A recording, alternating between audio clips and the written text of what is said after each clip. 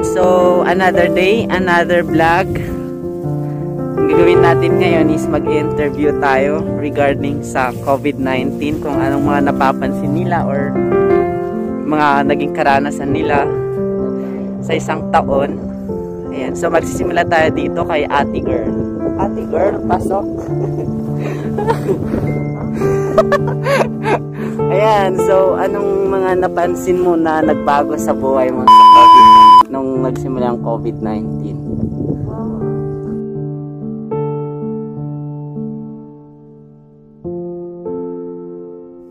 Ayan, so ito yung Foggy Hill na sinasabi nila. So ito, tour ko muna kayo dito. Papunta tayo sa baba. Ayan. Okay. Ayan, tsurin. And so dyan banda ang La Trinidad, pero hindi siya makita kasi nga foggy. Ayan, so andito ako sa my side.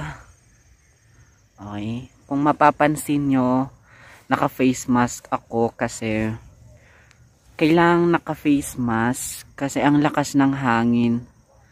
Pwede kayong magkakaubo after neto if joke.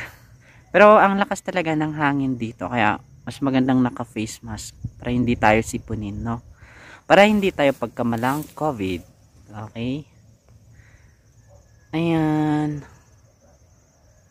Tanan, tanan. At saka para makover din ang pimples ko.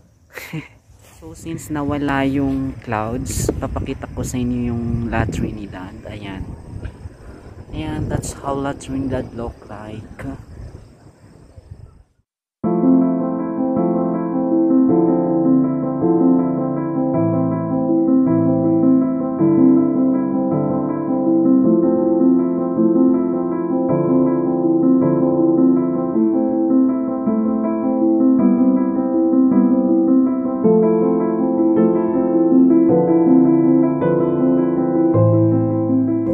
So masyadong malamig kaya pupunta muna kami sa baba.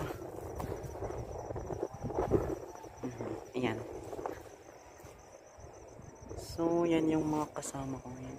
Yan, si Ate Girl. Hello, ayan, say hello to my vlog.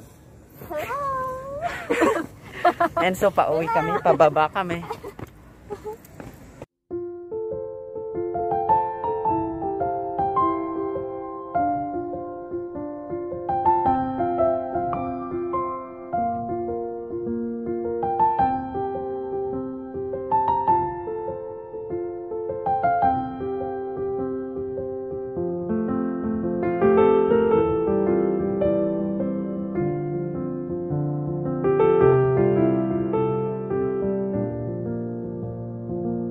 And so, sa mga may gusto mag-order ng strawberry, ayan, meron tayong strawberry dito.